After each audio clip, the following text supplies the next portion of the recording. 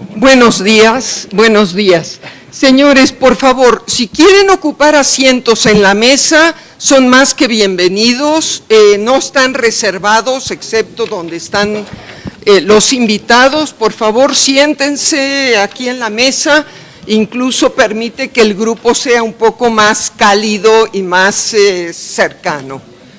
Bueno, vamos a dar hoy inicio a la segunda mesa de este encuentro internacional, España y los españoles en la configuración nacional americana, 1810 y 1910.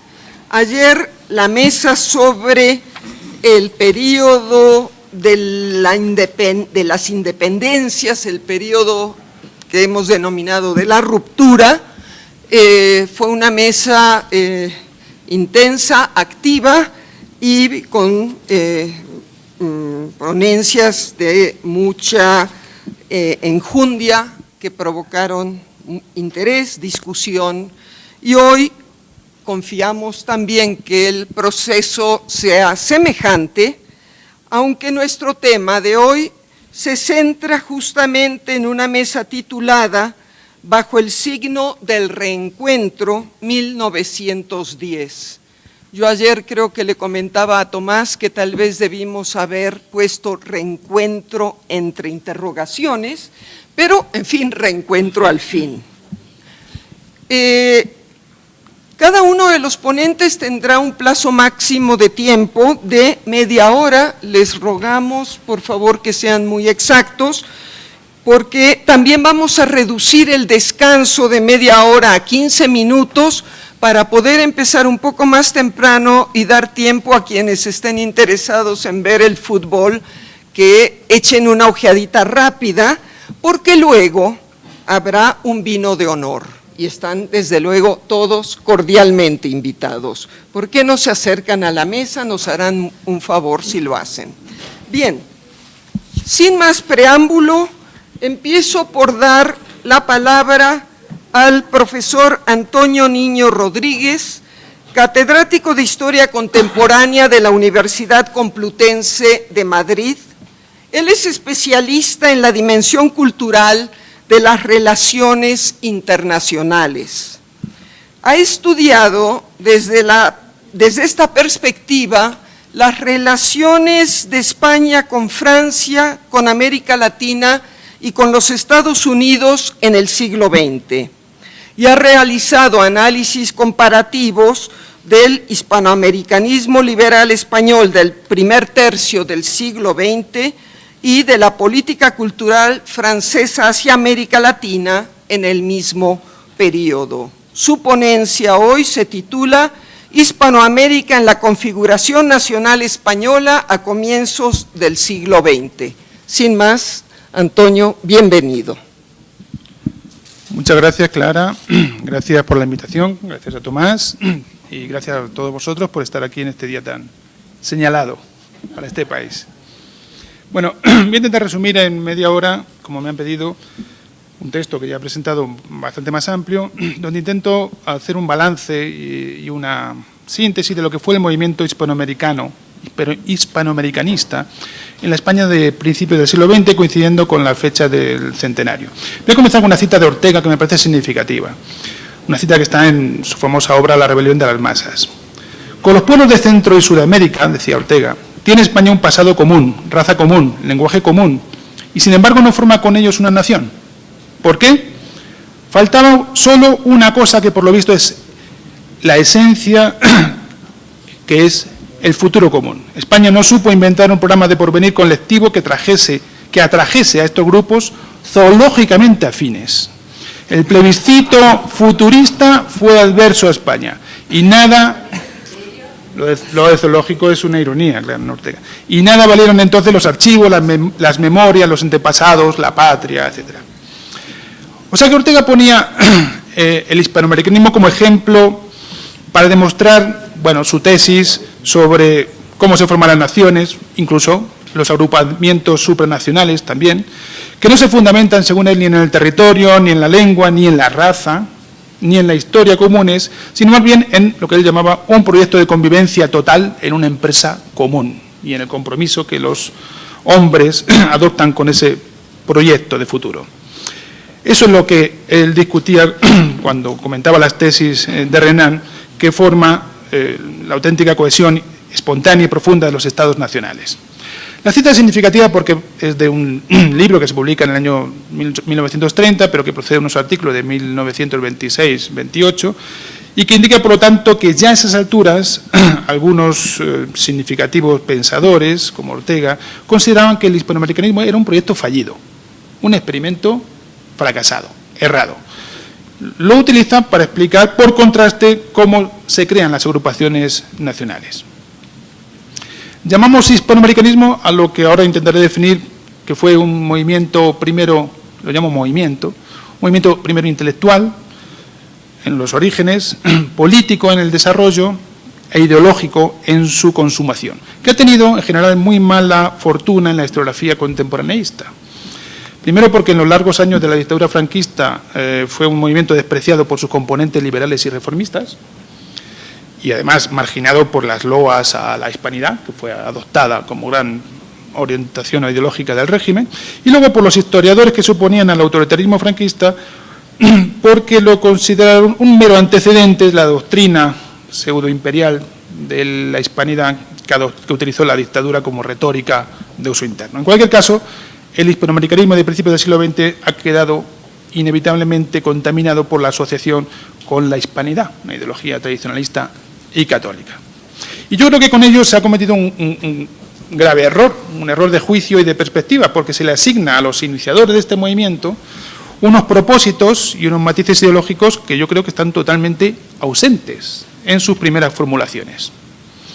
Es verdad que, y lo explicaré, el hispanoamericanismo es un movimiento básicamente ambivalente, pero creo que en las dos primeras décadas del siglo XX, que es cuando arranca, posee unos componentes modernizadores, regeneracionistas, abiertos, proyectivos, que nada tienen que ver con lo que acabó siendo el movimiento, la ideología, mejor dicho, de la hispanidad. Para entender este movimiento hay que situarlo en el contexto histórico en el que surge, los comienzos del siglo XX en España, un periodo marcado por una crisis de legitimidad después de la derrota del 98, una necesaria reorientación de la política exterior española después de la pérdida de los últimos restos coloniales y, más aún, lo que se ha llamado una crisis de la conciencia nacional, ¿no? Un cuestionamiento de la definición misma de la identidad española. O sea que es un contexto en el que estaban de moda los debates identitarios, en el que se aparecían nuevas formulaciones de un imaginario españolista renovado. El hispanoamericanismo nace en ese contexto no como una doctrina, no como un partido, sino como un programa de alcance nacional, evidentemente. Un programa que intentaba introducir una señalada vertiente americanista en la identidad nacional española y que conocería, y eso es lo que hay que explicar, un enorme éxito en el futuro. El componente americanista de la identidad española desde entonces ha permanecido aún con el cambio de gobiernos, de regímenes y en las más diversas orientaciones políticas. Ahora, cuando hablamos de este componente americanista no nos referimos solamente a las relaciones políticas entre España e Hispanoamérica. El nivel de las relaciones estrictamente diplomáticas, del plano político, creo que en este caso es significativamente menos importante que las relaciones transnacionales. El contacto entre las sociedades de uno y el otro Atlántico y, sobre todo, su corolario en los imaginarios colectivos respectivos. Nuestra hipótesis, por lo tanto, es que el hispanoamericanismo prospera, sobre todo en este segundo plano, de las relaciones transnacionales, como un movimiento que protagoniza al principio la propia sociedad civil, ligado a una interpretación progresista del ideal nacional, a un patriotismo abierto, humanista, universalista, y que fue impulsado sobre todo por un grupo de intelectuales regeneracionistas que difundió el programa, que acabó penetrando en la opinión pública y que finalmente acabaría siendo adoptado oficialmente por el propio Estado español. Para entender este movimiento, su trascendencia, creo que hay que distinguir al menos tres planos diferentes. el hispanoamericanismo como una orientación de la política internacional española, o sea, una orientación de la proyección internacional del país, el hispanoamericanismo como estímulo para la reforma y la regeneración del país, y por último, como un elemento fundamental del nacionalismo español, como un elemento identitario esencialista. Voy a repasar brevemente estas tres dimensiones del fenómeno y ver cuál fue su destino histórico. La primera dimensión es la que tiene que ver con su condición de un proyecto de política exterior orientado a reforzar las relaciones entre las repúblicas hermanas, se llamaban entonces, de Hispanoamérica, para en última instancia perseguir un proyecto de una comunidad hispánica de naciones, nombre un poco confuso, por el que se quería aludir a algún tipo de integración internacional que diera una personalidad diferenciada en el sistema internacional a este grupo de naciones. Hay un proyecto político, por lo tanto, pero sin un contorno bien definido inicialmente. Una comunidad hispánica que entonces es claramente una comunidad imaginada, en el sentido de una comunidad construida, una comunidad que se invoca, que se reivindica, pero que no existe en la realidad. Que tiene su importancia en los comienzos del siglo XX porque la inserción internacional del país en esos momentos es muy complicada. Es un país que tiene que abandonar la neutralidad internacional que tan cara le había costado en la guerra del 98, el recogimiento canovista, y que se integra en un sistema de alianzas en condición subordinada, sobre todo de la firma de la Entente Cordial, como un socio menor de Francia y de Inglaterra, importante sobre todo en el reparto de Marruecos. Un acuerdo que se amplía un poco más en 1907 con un mínimo sistema de garantía territorial que ofrecen las dos superpotencias a la España de entonces. O sea que España tiene un problema de cómo reintegrarse en el concierto europeo después de dejar de ser definitivamente una potencia colonial en América y en Asia. Y lo hace integrándose de forma precaria en el juego de alianzas del sistema de la paz armada, de una forma que no genera ningún entusiasmo popular, que no satisface tampoco las ambiciones de las élites y que, sobre todo, no anula la tendencia profundamente neutralista respecto a los conflictos europeos de la población española.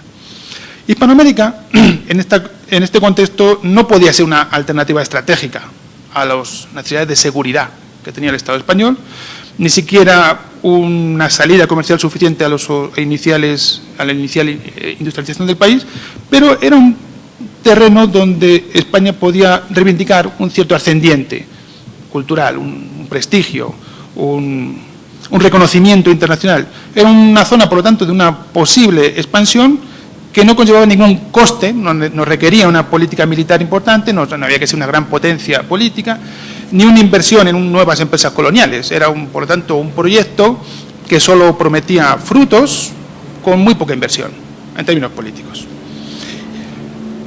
Los sectores dirigentes de la monarquía comprendieron desde muy pronto la importancia del cambio que se había producido con la pérdida de los últimos restos coloniales. Se podía establecer un nuevo tipo de relación, por lo tanto, que superara la marginación internacional en la que se encontraba el país. Y hubo gestos, sobre todo gestos simbólicos, como el envío de una miembro de la familia real a las celebraciones del centenario de 1910 en Buenos Aires, que suponían un cambio de actitud importante. España, además, tenía un importante interés que defender en América, entonces, que era la presencia de la numerosa y creciente emigración que se instalaba preferentemente en los países de la fachada atlántica del continente sudamericano. La emigración se suponía entonces que era una sangría nacional, que era una pérdida de savia nacional. Pero si la emigración venía hacia América, se juzgaba con mayor benevolencia porque, al fin y al cabo, el carácter hispano de los ciudadanos españoles no se perdía cuando venían a América. Más bien contribuía a reforzar la unidad de civilización, renovando el proceso histórico de aportación demográfica de la península a América. Así surgió un hispanoamericanismo oficial que representaba sobre todo la Unión Iberoamericana, una institución financiada por el Ministerio de Asuntos Exteriores, Ministerio de Estado, que se proponía el objetivo de recuperar el prestigio y el reconocimiento internacional de España. Recuperar la dignidad de gran potencia cultural, ya que no se podía ser otra cosa. Y de ahí ese vocabulario muy frecuente en la época de los proyectos de integración, confraternización intimidad hispanoamericana, unión o anfitrionía, que todos estos términos se utilizaban para denominar ese proyecto de comunidad hispánica de naciones. Los obstáculos son evidentes.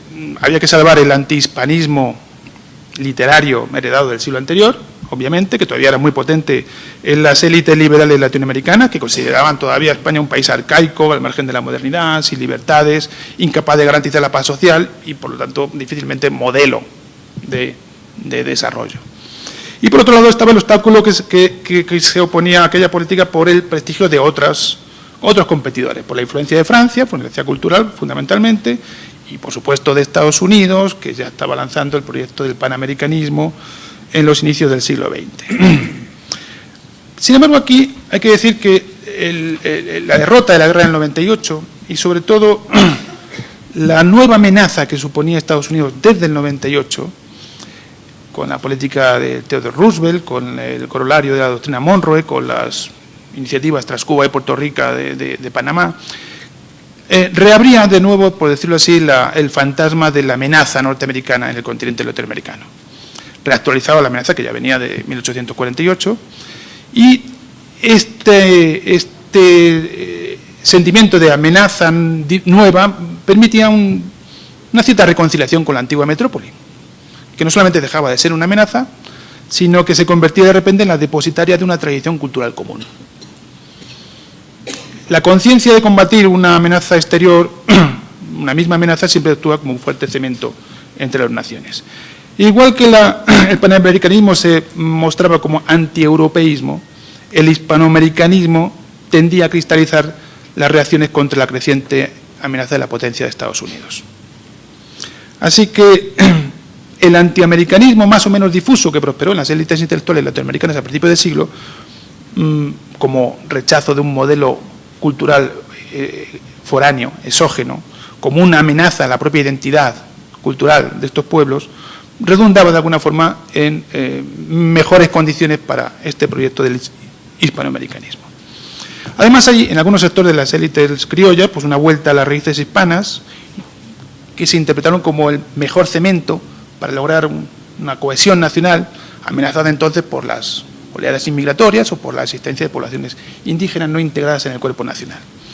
Así que la mirada para España se hizo más indulgente a partir del comienzo del siglo XX, y eso, más indulgente de lo que lo había sido sobre todo en el siglo XIX, y eso creaba unas ciertas condiciones de oportunidad, que daban un fundamento a ese proyecto de agrupamiento de naciones basado en rasgos culturales comunes.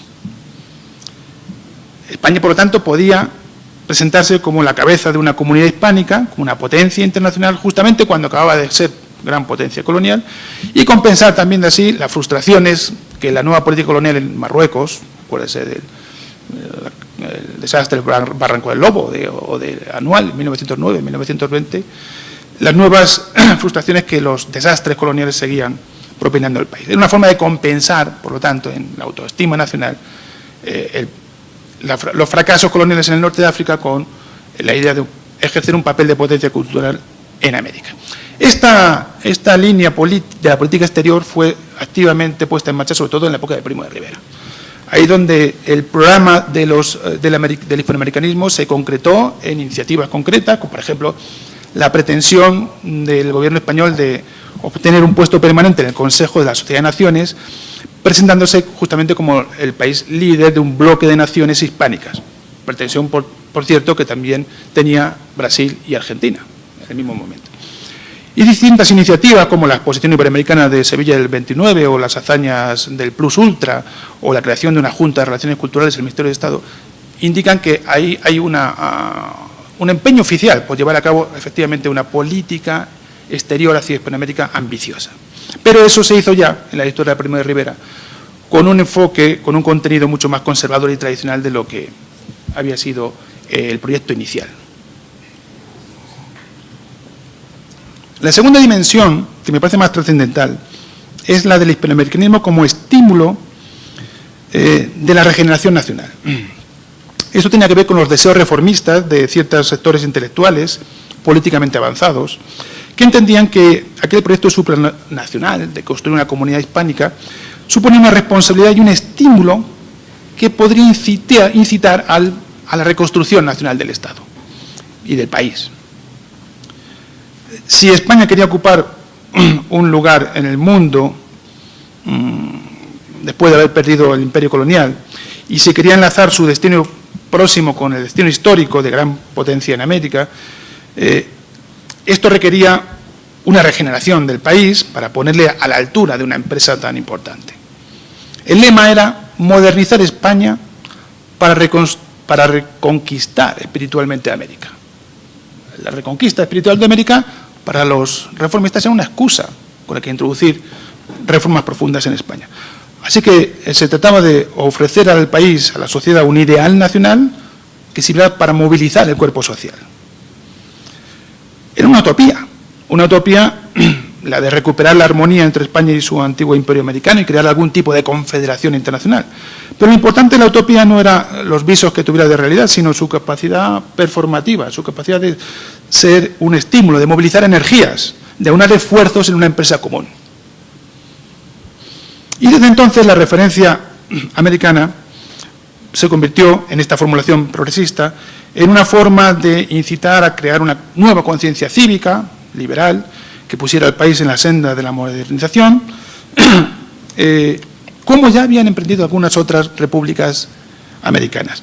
En 1910, el modelo para algunos de estos intelectuales eran Argentina, Uruguay, Chile, fundamentalmente, los países que proyectaban entonces una imagen de modernidad, de progreso político y que además eran el destino de la mayoría de los emigrantes españoles. Para Labra, para Altamira, Rafael Altamira, los que hablaban de esa intimidad hispanoamericana, América, sobre todo el Cono Sur, era una tierra exuberante, de futuro, de progreso y por lo tanto un modelo para la España deprimida del post-98. Así que solo un país europeizado podía presentarse ante los países hispanoamericanos con pretensiones para ejercer algún tipo de ascendiente o liderazgo. Esa es la excusa para impulsar el proceso de europeización de España. Lo cual era un poco ambiguo porque había que europeizarse, abrirse al exterior, acabar con el recogimiento anterior, justamente para crear una identidad hispana fuerte.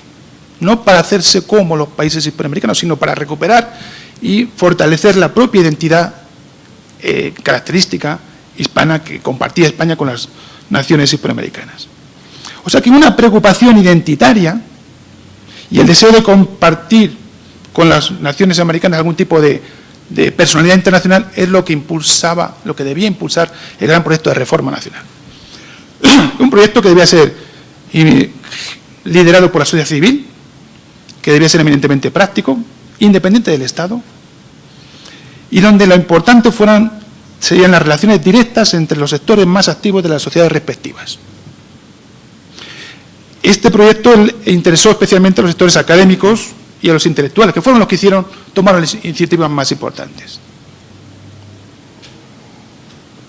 Y la historia de las dos primeras décadas del siglo XX es la creación, ex novo, de fuertes redes y vínculos de cooperación transatlántica, sobre todo en los sectores universitarios, intelectuales y culturales. Esto comenzó con el Congreso Iberoamericano de 1900, donde impulsado por la Unión Iberoamericana, donde se dieron multitud de propuestas precisas para combinar sectores, desde la prensa, la literatura, la enseñanza, las profesiones liberales, la jurisprudencia, el intercambio comercial, las comunicaciones, la cuestión de la migración, todo se estudió, menos la política internacional, justamente.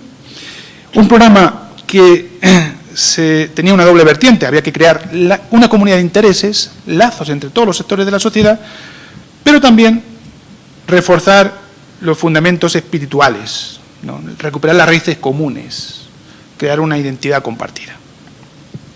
Y este programa es el que desarrollaron en algunos aspectos ese grupo muy activo de intelectuales regeneracionistas, fundamentalmente de origen institucionista, el grupo de Oviedo, fundamentalmente, Rafael Altamira, Adolfo Álvarez Builla, Aniceto Sela, Fermín Canella, Adolfo Posada, profesores universitarios que estuvieron también en el origen de las primeras instituciones de reforma social en España y que fueron sobre todo Altamira y Posada los que protagonizaron los muy publicitados en la época viajes a América, justamente en 1909 y 1910.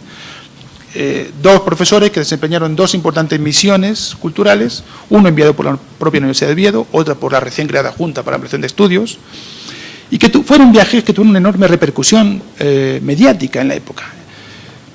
Altamira, pensad que viajó a Argentina, Uruguay, Chile, Perú, México, el sur de Estados Unidos y Cuba. Dio más de 300 conferencias en un periplo que duró 8 meses. Conectó con los grupos universitarios e intelectuales más importantes de todos estos países. Y sobre todo, fue ovacionado a su vuelta. La prensa siguió paso a paso el periplo.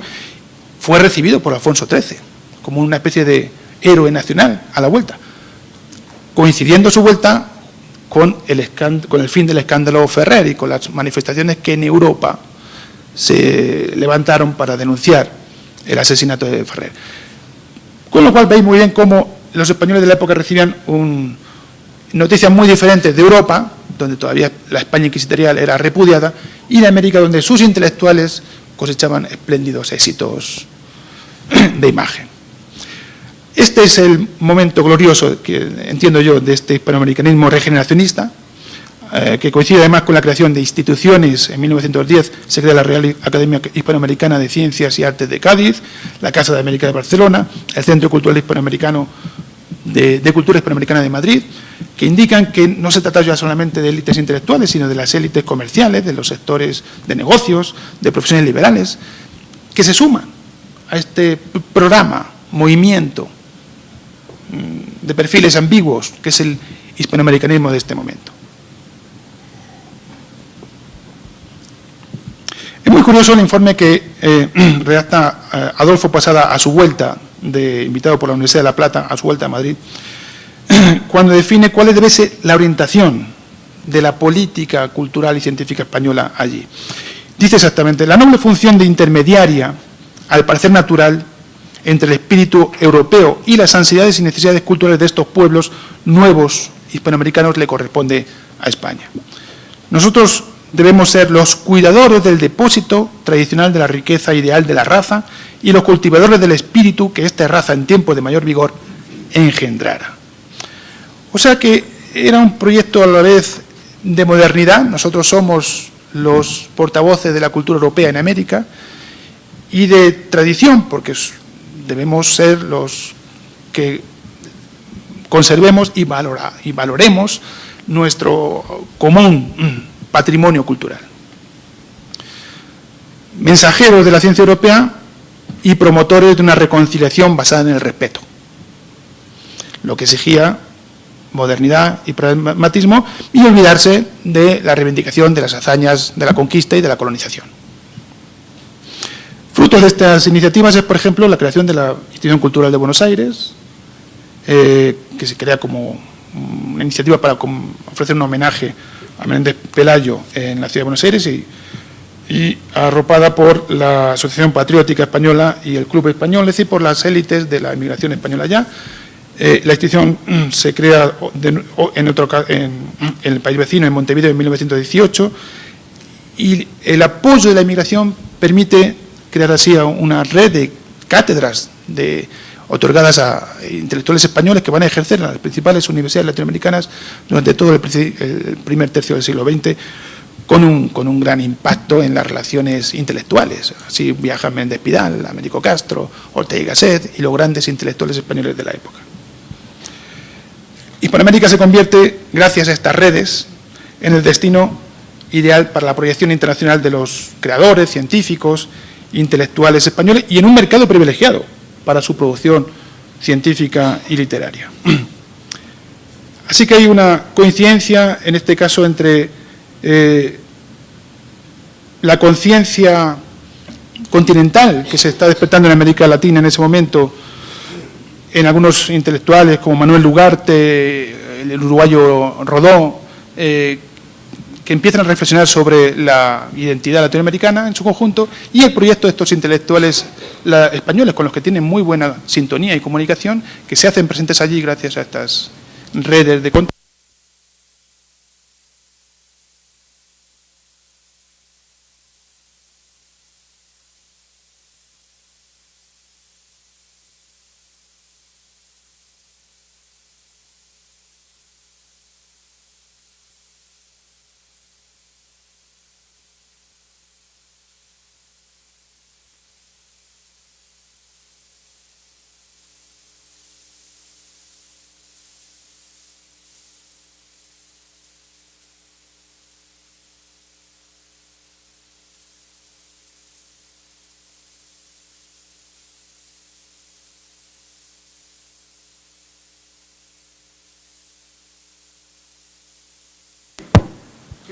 conectar al mismo tiempo con un pasado glorioso y que enlaza con un proyecto de futuro, estimulante, ambicioso. Esto que se enuncia en la época con referencias a los vínculos familiares, la madre patria y las hijas, como ya comentábamos ayer, con referencias otras veces al mundo vegetal, el tronco hispano y sus ramas en ultramar, o con referencias directamente zoológicas, como decía Ortega, la raza hispana y los vínculos de sangre, ¿no? Pero hay que aclarar que el concepto de raza hispana en la época tenía unas componentes esencialmente culturales, de civilización, no tenía un componente biológico ni las connotaciones racistas, ni mucho menos, que adquirió el concepto de raza a partir de los años 30, ¿no? En todo caso, hay una construcción ideológica en toda la vertiente del nacionalismo español, por este deseo de entroncar el genio nacional con el pasado glorioso y con un proyecto prometedor, ¿no? Y lo importante que quería señalar es que este componente es al principio apartidista, sin un tinte ideológico determinado. Y la prueba es que es adoptado tanto por el liberalismo regeneracionista de los intelectuales de los que hemos estado hablando, como posteriormente por el conservadurismo, que está interesado en abonar el orgullo nacional con el recuerdo de la epopeya americana, pero también por la izquierda, que de forma muy temprana basó en el hispanoamericanismo sus proclamas antiimperialistas y su denuncia de la falta de solidaridad entre los pueblos hispanoamericanos. Por supuesto, el nacionalismo católico, que utilizó el americanismo para reivindicar la empresa misionera en América, el tradicionalismo, interesado en el orden social jerárquico, sintetizado en el concepto de hispanidad, y hasta el falangismo, que apoyaría sus aspiraciones imperiales en el pasado dominio español en América. O sea que, termino, el americanismo se convirtió en un componente maleable, o precisamente por su carácter maleable no señalado ideológicamente desde el principio, tuvo un enorme éxito en todas las corrientes del nacionalismo español de principios del siglo XX. Pero lo que es evidente es que a partir de los años 20, la interpretación más conservadora o más tradicionalista iría ganando peso progresivamente sobre la versión de ese patriotismo abierto, cosmopolita, europeizante, reformador de sus inicios. Sin desaparecer, lo que se produjo en la sociedad española, creo, a partir de los años 20 fue un predominio de este último componente esencialista, no proyectivo, sino más reivindicativo de las pasadas glorias nacionales, que era el uso que hacían los sectores conservadores del hispanoamericanismo, en detrimento de la versión liberal y reformista. Y yo creo que esto se puede explicar por las condiciones de la sociedad española, sobre todo por la crisis de la Primera Guerra Mundial, por la huelga general del 17, la revolución bolchevique, la crisis del sistema parlamentario, que alienta a los sectores conservadores en la definición de un nacionalismo español mucho más partidario del orden y reaccionario, ¿no? Eso hace que al final el hispanoamericanismo se acabara convirtiendo en prácticamente en un motivo de mofa y de ridículo para muchos autores que señalaron que se había convertido en un mero instrumento de retórica sin vaciado de contenido.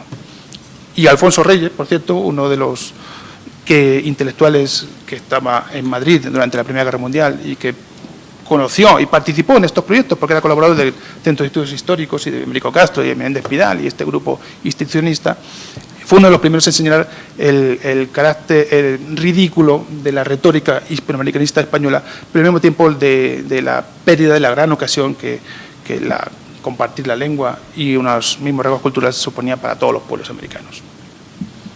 Bueno, muchísimas gracias.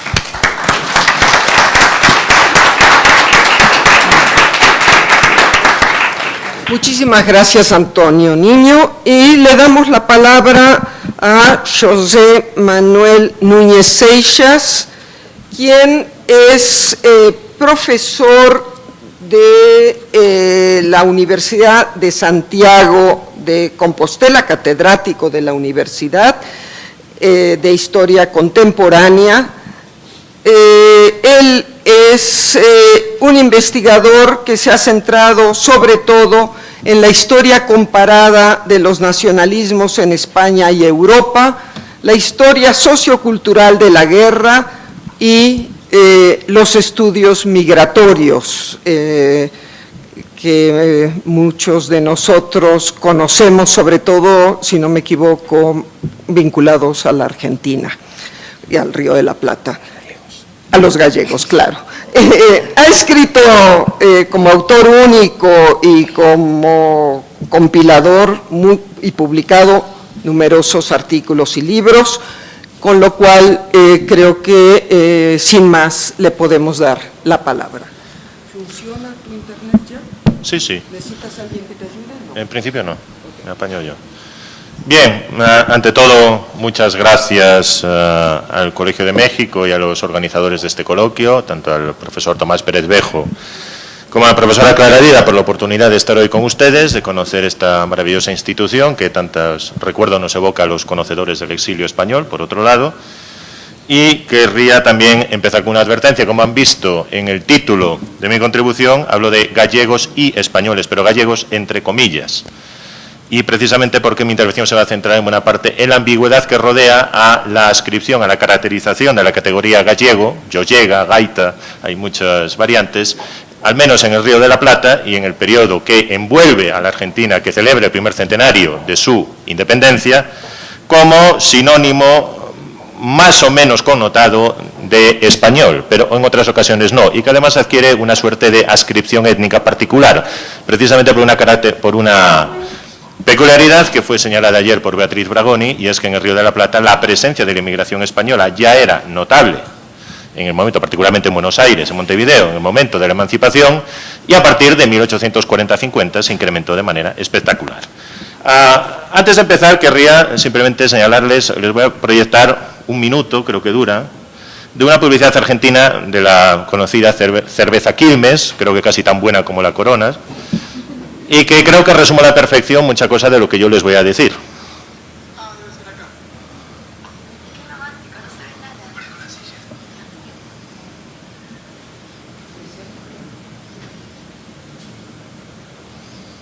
Y bueno, ha habido un boicot.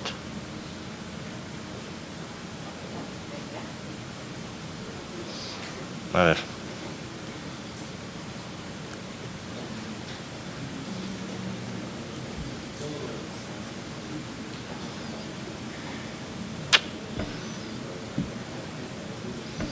Tarda en cargar.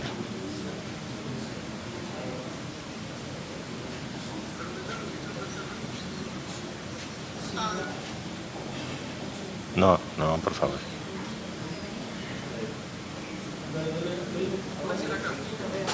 Ya está. Está muy lento. Sí. Muy bien. Bueno, lamento los inconvenientes técnicos, así que continuaré. Simplemente se lo cuento. Publicidad, son dos, una pareja de argentinos de clase media, incluso diría que de Barrio Norte. Están en París, entran en un restaurante que está a oscuras. Él presume de saber francés. Bueno, él presume de que sabe francés y entonces me dice que son franceses. ¿Sabes cómo se dice caracol? Se dice escargot. ¿Y sabes cómo se dice fondue? Dice, hey, ¿cómo se dice? Fondue. Cuando llega el garzón, espera que yo hablo. Llega el garzón, se pone la luz y entonces que resulta que el garzón es un mozo prototípicamente gallego, que habla en gallego, le dice, hoy tenemos pulpo a feira. Y a continuación unas sevillanas salen por ahí detrás y empiezan a bailar las sevillanas.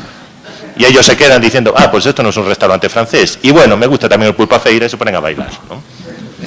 Yo creo que eso resume un poco lo que fueron las actitudes de buena parte de la sociedad argentina ante la inmigración española en la época del centenario y aún posteriormente. Es decir, se quería estar en París, se quería asimilar la cultura y la influencia parisina, pero lo que había básicamente eran españoles y sobre todo gallegos, así que al final hubo que conformarse con lo que había, ¿no?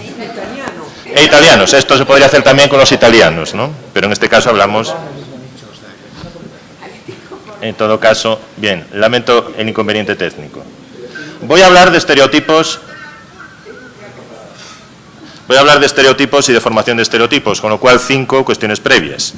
Primero, cuando hablamos de estereotipos e imágenes en historia cultural, en psicología social, todos sabemos que los estereotipos nacen en circunstancias concretas, reflejan de manera más o menos mediatizada a través de múltiples filtros una situación como una realidad social en la que interactúan varios colectivos, pero a su vez estos arquetipos o estereotipos tienen una evolución autónoma. En segundo lugar, los estereotipos tienen una enorme capacidad de adaptación y de supervivencia. Se convierte en una suerte de molde y ese molde se va llenando de significados cambiantes, lo cual contribuye precisamente a su extraordinaria longevidad. En tercer lugar, si algo caracteriza a los estereotipos es su ambigüedad. Otra vez estamos con las ambigüedades. Porque donde hay contacto y rivalidad, sobre todo en sociedades de inmigración, hay también interacción. Y por lo tanto, todo estereotipo suele tener una faceta o una cara positiva y una cara negativa. ¿Por qué esto es importante? Porque cuando los grupos objetos de estereotipia, los grupos estereotipados, construyen o intentan construir una visión positiva y aceptable de sí mismos en una sociedad de acogida, muchas veces lo que hacen es precisamente estilizar y agarrar aquellas facetas del estereotipo positivo, adaptándolas a la imagen que ellos quieren proyectar. Es decir, si nosotros, por ejemplo, en el contexto español, una característica que se suele atribuir a los catalanes es son avaros, ellos van a responder diciendo somos económicos, somos productivos.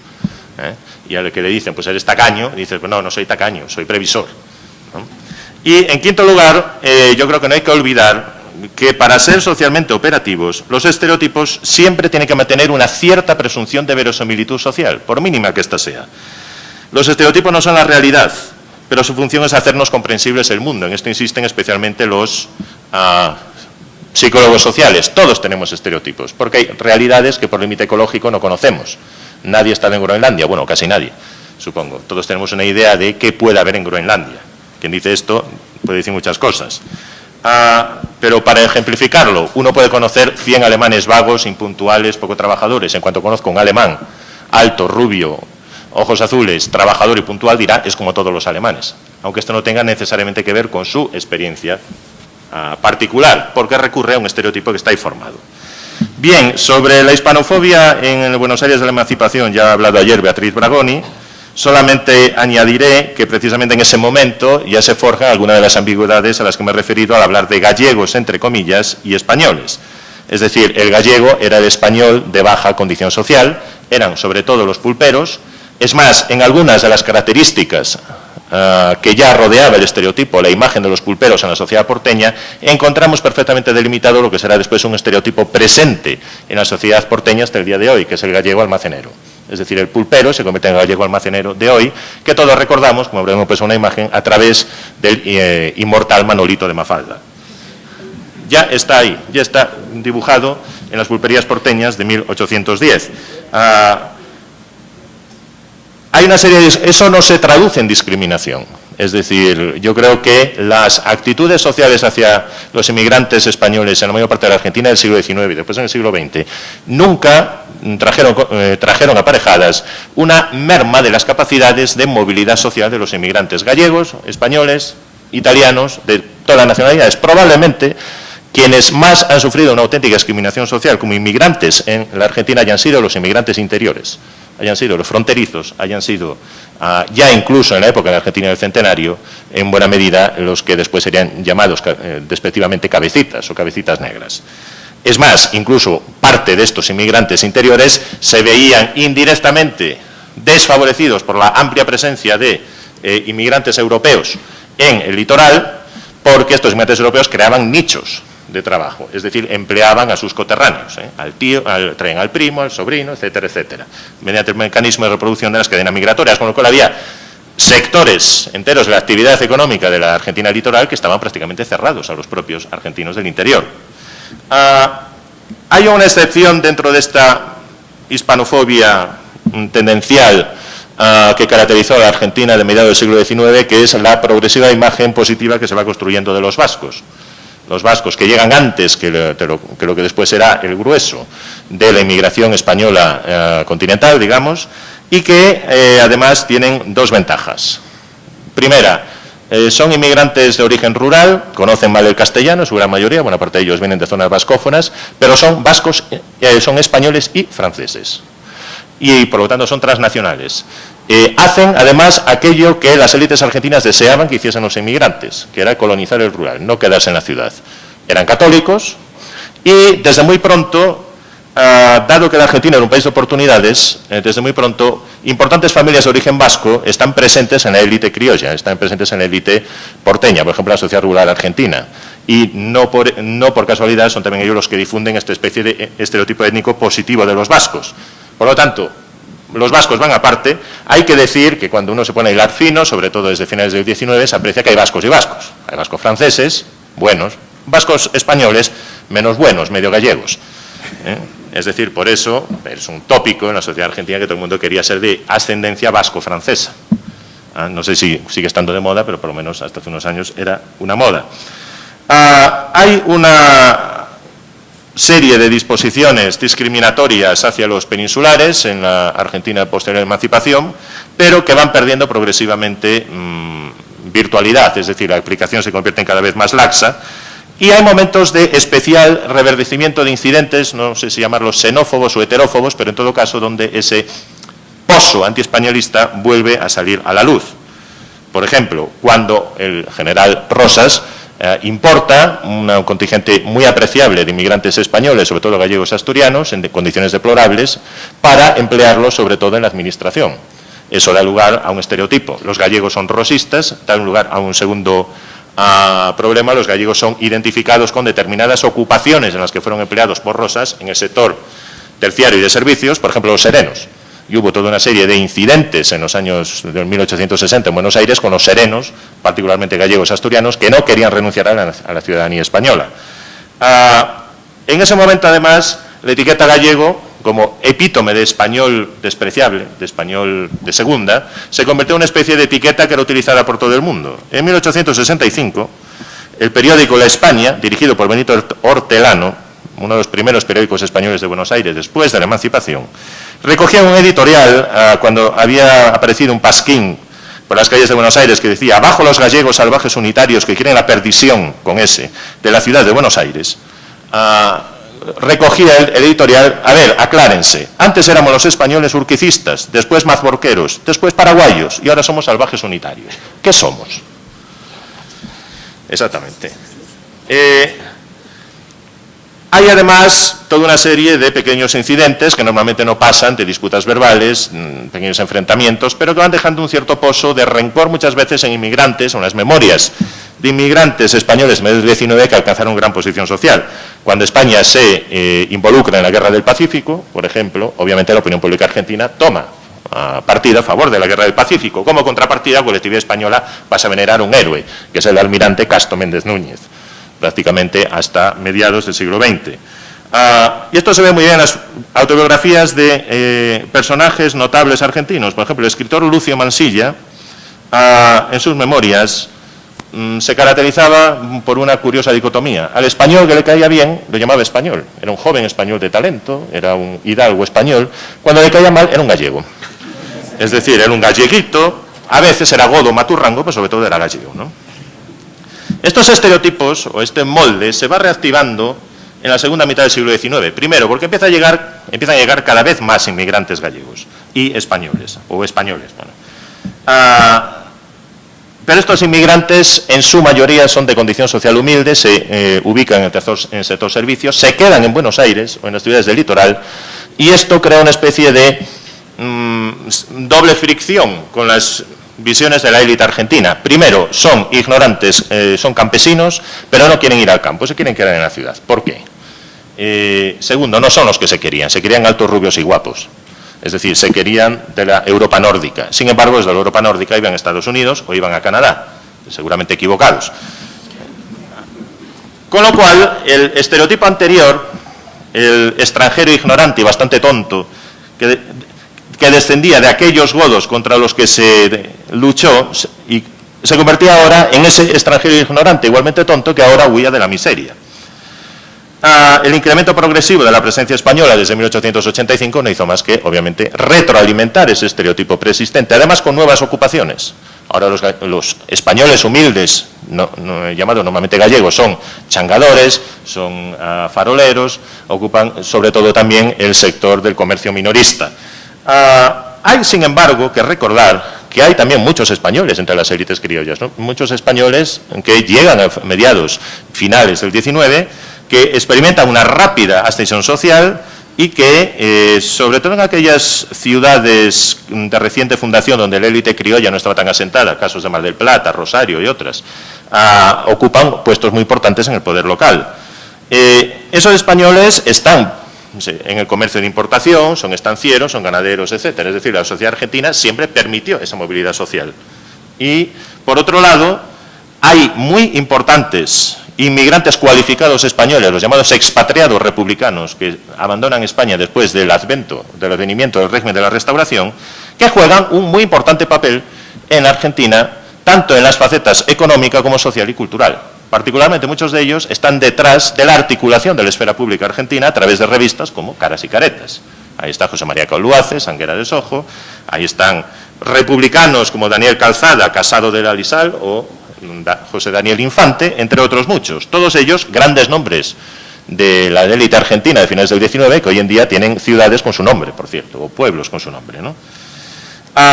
La diversificación de las imágenes y las actividades de los inmigrantes llevaba también a que estos se tuviesen que amoldar en las jerarquías entre los inmigrantes europeos y entre los inmigrantes españoles.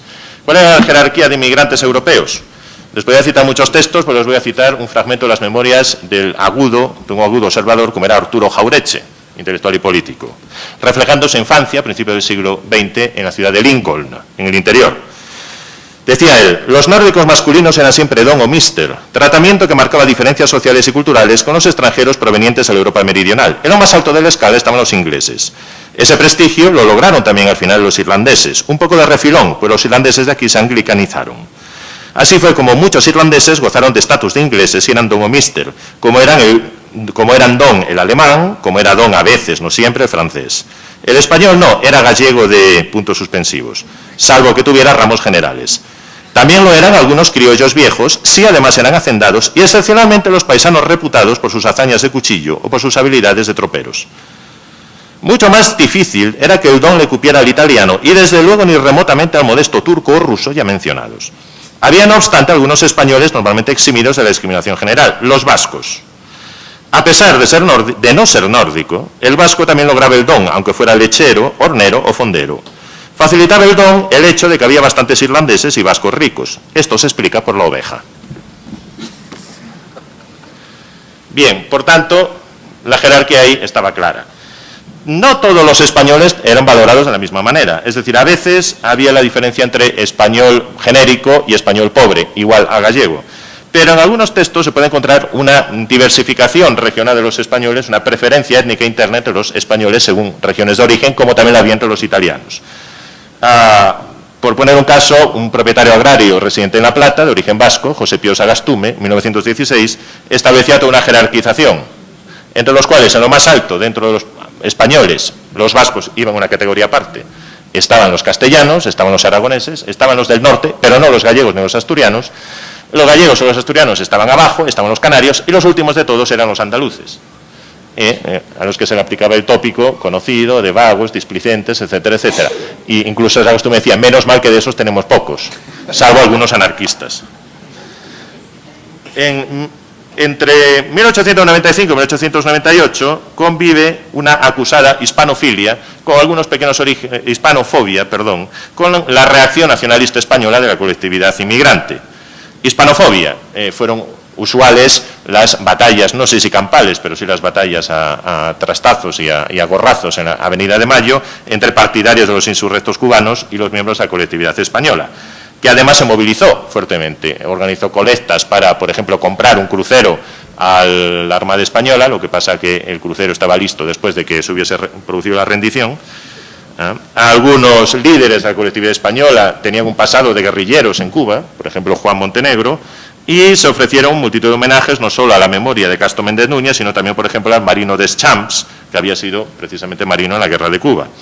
Había en la opinión pública argentina, o había, digamos, muchas celebraciones populares argentinas en estos años, a modo de carnaval, que incluían al insurrecto, al mambís, es decir, no un argentino con una careta así para parecer morenito, que atizaba al león español. Pero, sin embargo, una vez pasado 1898, hay un momento en el que en amplios o en sectores muy significativos de la élite cultural y política argentina se registra una suerte de redescubrimiento de España, una hispanofilia. ¿Por qué se produce esta hispanofilia? Que nunca fue general, siempre hubo hispanófobos, también en el mundo cultural del primer tercio del siglo XX. Recordemos a Borges, sin ir más lejos, ¿no? Que no podía tragar a Ortega, y lo llamaba Ortega primero de España y quinto de Alemania. Con razón, por otro lado. Sí. Primero, el creciente temor a la aculturación. Esto ya estaba presente en las obras de un hispanófobo absoluto, como era Domingo Faustino Sarmiento, que consideraba que Argentina había que civilizarla con nuevos aportes procedentes de Europa del Norte, porque arrostraba el pecado original de la colonización por un pueblo inferior, que era el español. Pero, al mismo tiempo, surgía la preocupación por la insistencia, por ejemplo, de la colectividad italiana en mantener escuelas en su idioma, y a todo esto se unía el temor a la llamada inmigración exótica. Esta inmigración exótica, a partir de 1890, sobre todo estaba conformada por los llamados indistintamente rusos, sobre todo judíos centroeuropeos, y turcos, sobre todo sirio-libaneses. Y estos ya no. Por lo tanto, por decirlo de manera muy campechana, buena parte de las élites argentinas llegaban a la conclusión de que había que conformarse con lo que había, que eran italianos y españoles, básicamente.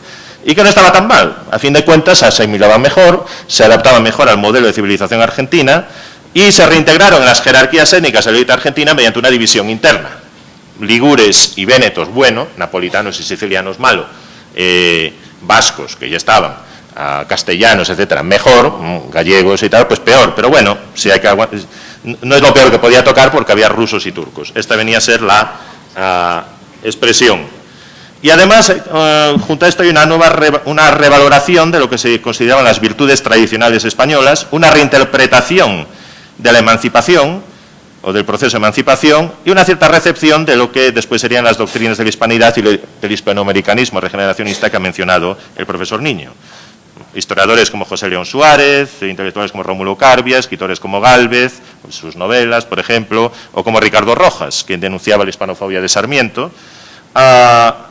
Rojas, además, por ejemplo, consideraba que los cabildos hispánicos habían sido precursores del liberalismo, se volvía a poner énfasis en el término emancipación, incluso se resucitaban textos, como una apareció en Caras y Caretas, de Juan Bautista Alberdi, donde se decía que la Revolución de Mayo, aludiendo al vocabulario paterno-filial, al que ayer aludía Portillo, la Revolución de Mayo no debía ser homicida, ni mucho menos debía ser parricida, que una cosa era irse de casa del padre y otra cosa era matarle. Hombre, que tampoco había que pasarse. Y esto aparecía de manera muy clara en Juan Alsina, en su obra La inmigración en el primer siglo de independencia, publicada precisamente el año del centenario, en 1910. Hay una imagen positiva de los españoles frente a los turcos o rusos exóticos, a los que se cualifica a veces de oscuros y exóticos. Bien, Argentina celebra su centenario en 1910, no me voy a extender en esto, simplemente citando algo que ha escrito el profesor Fernando Devoto, lo podemos resumir en lo siguiente: Argentina quiso deslumbrar al mundo con sus progresos, organizó grandes festejos, esperaba que el mundo la reconociese y mandase grandes delegaciones. El mundo ignoró a Argentina, mandó apenas delegaciones o delegaciones de tercera división. Y España acudió con una infanta, con la infanta Isabel, alias la Chata, quien en la familia real española jugaba el papel de inaugurarlo todo, digamos, por eso era muy popular. La Chata fue recibida, además, en olor de multitud, por los líderes republicanos. Es que era chata. Sí. Los líderes republicanos de la colectividad española, que habían fundado la Liga Republicana Española en 1903, que tenía una densa articulación en la Argentina, muy imbricada con las élites progresistas argentinas, y asumieron el liderazgo de toda la colectividad. Allí estaba don Carlos Malagarriga, don Rafael Calzada y otros muchos, ejerciendo de líderes étnicos de la colectividad española. Pero unos meses después, en el mismo 1910, recibieron al republicano Vicente Blasco Ibáñez, que visitó Argentina en diciembre, y Blasco Ibáñez, que llegó a Buenos Aires pensando que se iba a encontrar árboles tropicales, una selva y 4 chozas, se encontró con la Avenida de Mayo y se quedó fascinado. Tanto es así que escribió un libro a su vuelta, se llamaba La República Argentina y sus grandezas. Eso sí, él buscaba el tesoro de la República, buscaba que los ricos republicanos españoles financiasen al Partido Republicano, y se encontró con que el tesoro pues era un poco menos rico. A esto se acompañaban, digamos, lo que podemos llamar una estrategia de la élite inmigrante española para construir un discurso revalorizador de su aportación al centenario argentino y a la historia argentina. Como ya dije, lo que hay en la colectividad inmigrante española, incluso a día de hoy, es una suerte de sentimiento de menosprecio simbólico. Todo el mundo reconoce que no ha habido discriminación, que lo han pasado mucho peor otros tipos de inmigrantes, pero les gustaría ser reconocidos como algo más, sin esa suerte de, como padres, digamos, de la nación argentina. Y obviamente no se podía acusar a la sociedad receptora de arrogancia, de ser desagradecidos, etcétera, etcétera. Hay un antiargentinismo residual minoritario que no se publica en Argentina, pero sí en España, ¿no?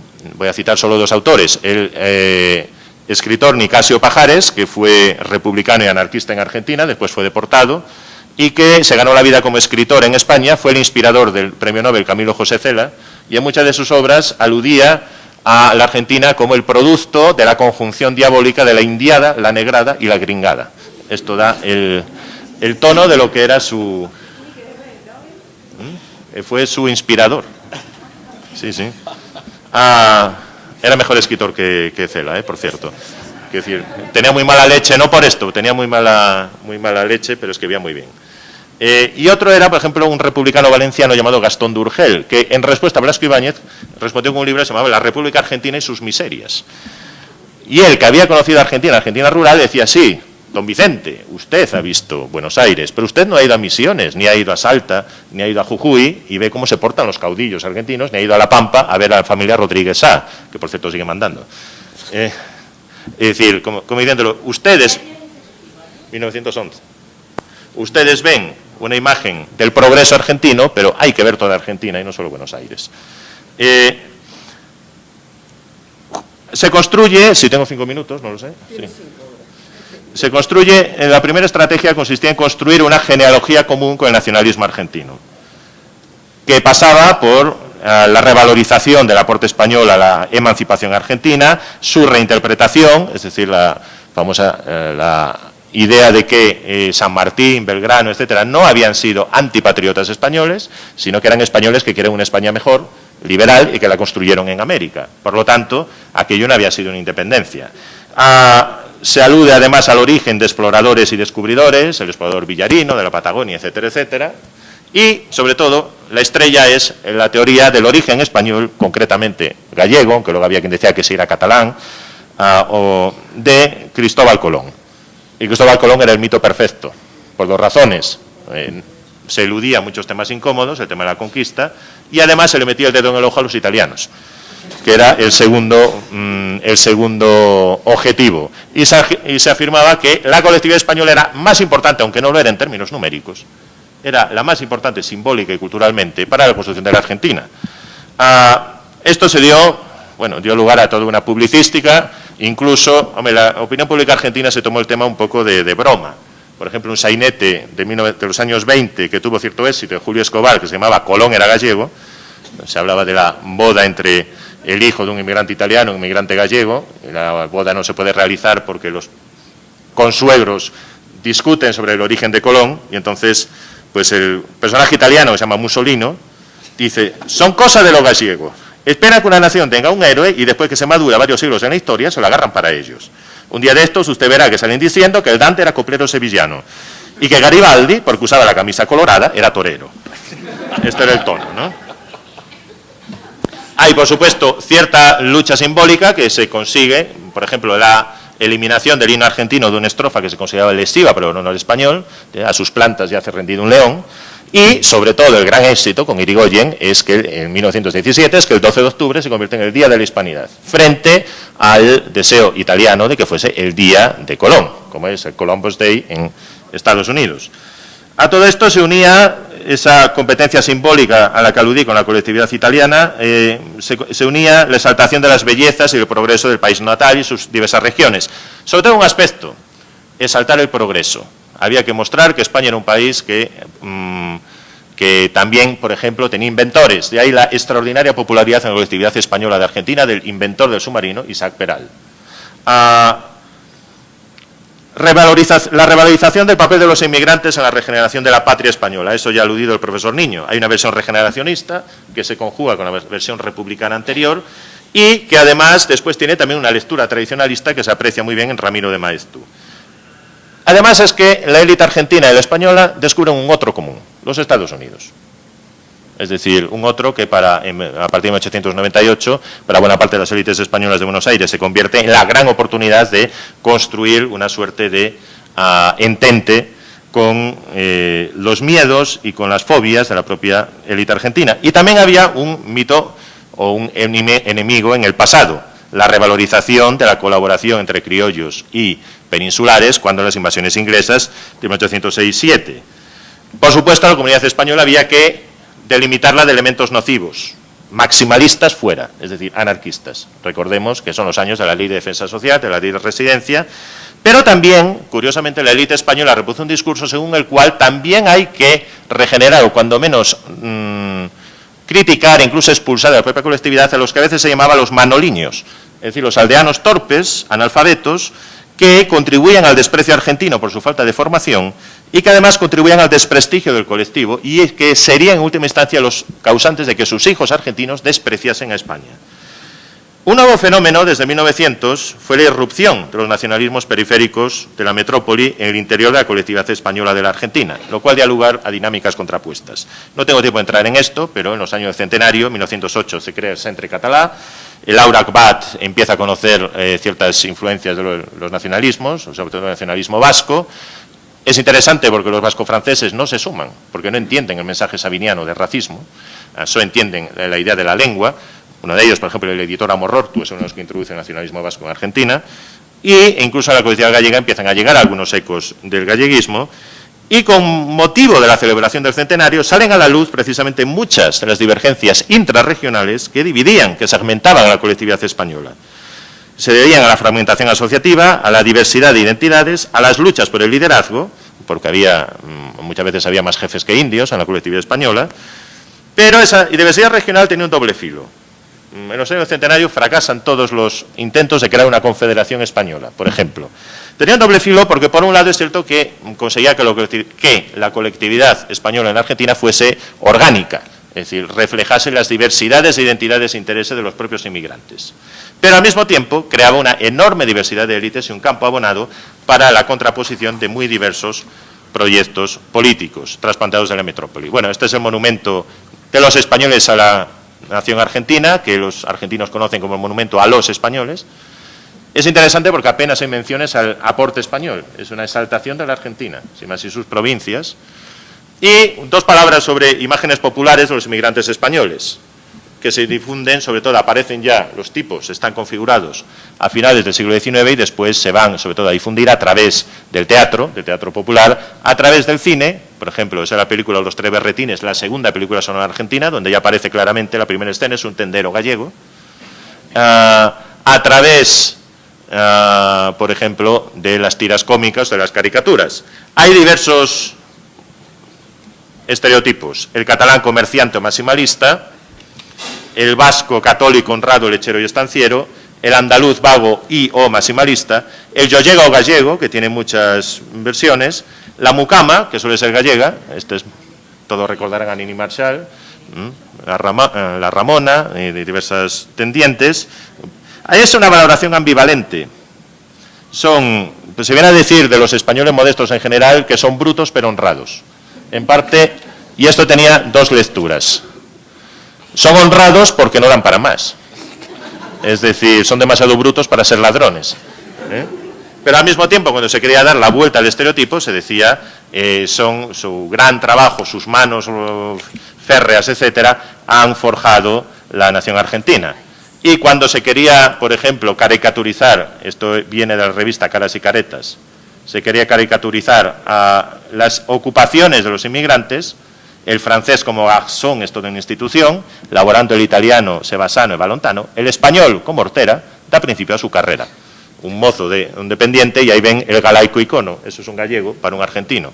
Cejijunto, cabeza cuadrada, pelo a cepillo. Muchas gracias.